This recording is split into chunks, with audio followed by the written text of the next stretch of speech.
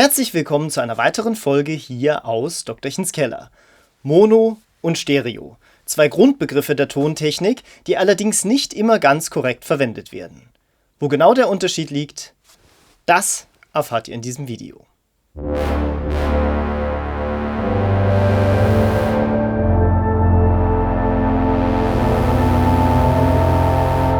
Fangen wir auch gleich mal mit Mono an.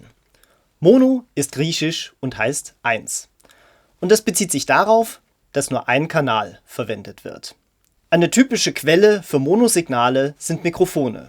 Mikrofone, die nur eine Kapsel haben, liefern auch immer ein Monosignal. Ein anderes Beispiel wäre eine E-Gitarre oder auch Synthesizer, gerade wenn es ältere sind, haben im Regelfall auch nur einen Monoausgang. Diese Mono-Quellen schließe ich dann an meinem Mischpult jeweils auch an einem Monokanal an. Wenn jetzt auch die Wiedergabe in Mono stattfindet, habe ich klassischerweise auch nur einen Lautsprecher an meinem Mischpult angeschlossen, über die ich die ganze Sache dann wiedergebe. Der Vorteil ist, es ist relativ simpel und das ist auch der Grund, weshalb es relativ lange verwendet worden ist. Es hat aber einen entscheidenden Nachteil: Ich kann über Mono keine Räumlichkeit darstellen. Stellen wir uns vor, wir haben einen Sänger mit Mikrofon, eine Gitarre und den Synthesizer. Wenn ich das jetzt zusammenmische und über einen Lautsprecher wiedergebe, dann kommen diese Schallquellen quasi alle vom gleichen Punkt, nämlich von diesem Lautsprecher.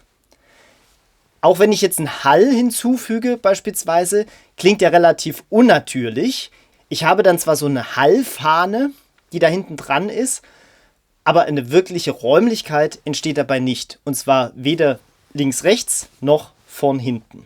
Deswegen hat sich sukzessive Stereo etabliert. Stereophonie, wieder griechisch, heißt räumlicher Klang. Das Grundprinzip ist dabei, dass ich in der Regel zwei Kanäle verwende, nämlich einen für links und einen für rechts. Wichtig ist dabei, dass auf diesen beiden Kanälen unterschiedliche Signale wiedergegeben werden. Bleiben wir mal bei unserem Beispiel mit dem Sänger, der Gitarre und dem Synthesizer. Ich habe jetzt diese drei Sachen in meinem Mischpult, tatsächlich in Mono, immer noch angeschlossen, aber die Ausgabe soll jetzt über Stereo erfolgen. Und jetzt nutze ich einen Panpot, mit dem ich festlegen kann, wo in meinem Stereobild die Schallquelle erscheinen soll. Steht der Panpot in der Mitte, wird das Signal auf beiden Lautsprechern gleich laut wiedergegeben und erscheint damit genau in der Mitte der Lautsprecher. Man spricht dort auch von einer Phantomschallquelle.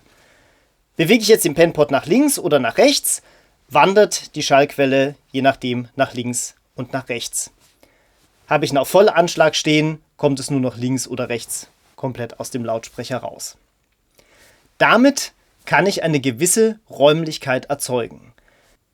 Wenn ich jetzt zusätzlich noch einen Hall hinzufüge, auch in Stereo, lebt auch der davon, dass das Signal links und rechts ein unterschiedliches ist und damit diese Räumlichkeit zusätzlich noch erhöht wird.